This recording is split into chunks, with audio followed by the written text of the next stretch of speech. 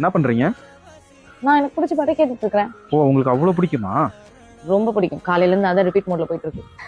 Okay, அப்ப அந்த music compose பண்ணது யாருங்க? அது சரி, அதை பாடுனது யாரு? தெரியும். இங்க வரைக்கும் இருக்கு. ஆனா உங்களுக்கு அந்த பாட்டு ரொம்ப பிடிக்கும்ல?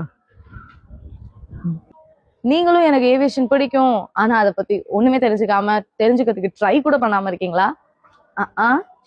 சரி, எனக்கு பேசஞ்சர் ஹேண்ட்லிங் நல்லா தெரியும், நல்ல ஃப்ளூயண்டா இங்கிலீஷ் பேசுவேன், கம்யூனிகேஷன் ஸ்கில் எனக்கு நல்லா இருக்கு அப்படின்னு நீங்க நினைக்கிறீங்களா? ஒர்க் உள்ள போன பிறகு நான் ஏவியேஷன் கத்துக்குவேன், என்னென்ன வேலைன்னு கத்துக்குவேன்னு நினைக்கிறீங்கன்னா நீங்க தாராளமா இன்டர்வியூ கொடுக்கலாம் உங்களோட நார்மலான டிகிரியை வச்சு.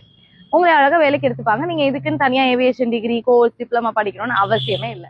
இல்ல, நான் ஏர்போர்ட் ஜாபுக்கு போறதுக்கு முன்னாடி ஏவியேஷன் பத்தி ஏதாச்சும் தெரிஞ்சுக்கிட்டு அதை பத்தி நல்லா புரிஞ்சுக்கிட்டு தான் நான் போவேன், அப்பதான் நான் மத்தவங்களை காட்டிலும் அவங்க சூப்பரா வேலை செய்ய முடியும், தனியா தெரிய முடியும் அப்படின்னு நீங்க நினைக்கிறீங்கன்னா அப்கோர்ஸ் நீங்க உங்களுடைய நார்மலான டிகிரி தவிர டிப்ளமா இல்லாட்டி ட்ரைனிங் இன் ஏவியேஷன் சூஸ் பண்ணுங்க. ஓகே, ஃபைனலா இப்போ உங்களுக்கே தெரிஞ்சிருக்கும், நீங்க ஏர்போர்ட்குள்ள கிரவுண்ட் ஸ்டாஃபாவோ இல்ல கேபின் க்ரூவாவோ ஒர்க் பண்றதுக்கு ஏவியேஷன்ல degree or diploma or course பண்ணிருக்கணுமா இல்ல ஆப்ஷனல் தான். நான் நெக்ஸ்ட் வீடியோல பார்க்கலாம். பை பாய்.